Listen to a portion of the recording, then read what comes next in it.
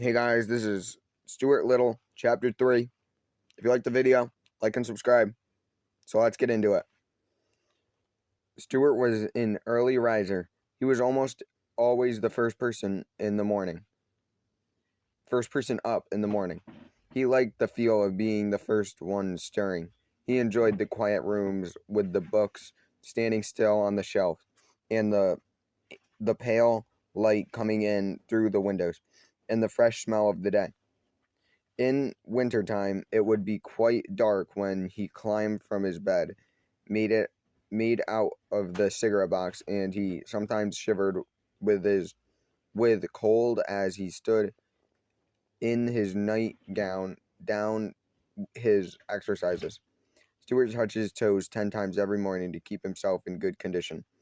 He had seen his brother George do it, and George had explained that it keeps your stomach muscles firm and was a fine abdominal thing to do. After exercising, Stuart would slip in his handsome wool wrapper, tie a cord tightly around his waist, and start for the bathroom.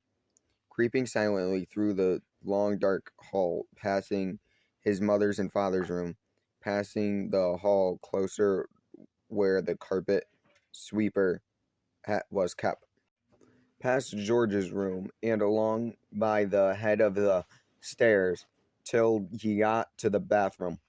Of course, the bathroom would be dark too, but Stuart's father had thoughtfully tied a long string to the pull chain light that the string reached clear to the floor. By grasping on it as high as he could and throwing his whole weight on it, Stuart was able to turn on the light, swinging the string this way as his long bathrobe trailed around his ankles. He looked like a little old friar pulling a bell rope as in an abbey. To get to the wash basin, Stuart had to climb a tiny rope ladder which his father had fixed for him.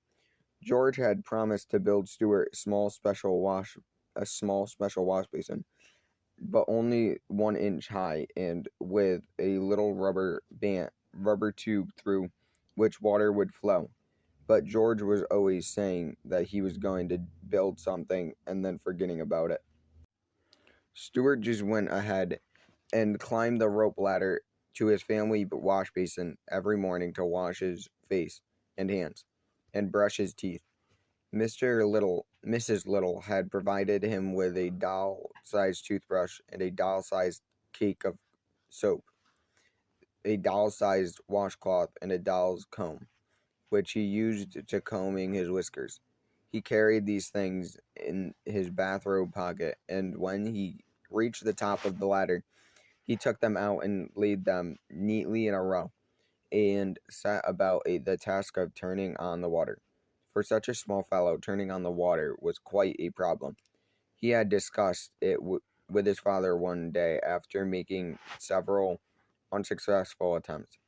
"I can get up to the faucet, all right," he explained, "but I can't seem to turn it on because I have nothing to brace my feet against." "Yes, I know," his father replied. "That's the whole trouble," said George, who always listened to conversations whenever he could, said that his opinion they ought to construct a brace for Stuart, and with that they got out some board, a saw, a hammer, screwdriver, and a bradawl, and some nails. And stared to make a traffic fuss for in the bathroom.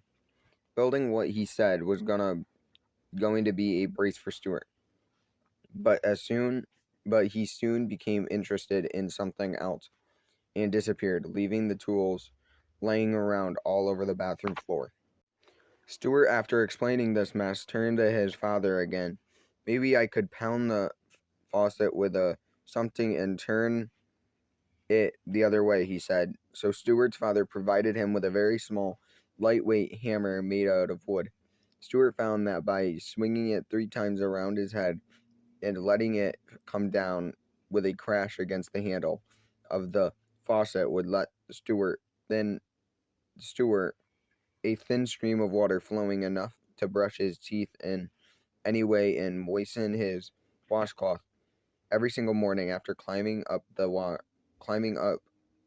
to the basin, he would seize the hammer and pound the faucet, and the other members of the household, dozing in their beds, would hear the bright, sharp plink, plink, plink of Stuart's hammer, like a fairway blacksmith telling them that the day had come and Stuart was trying to brush his teeth.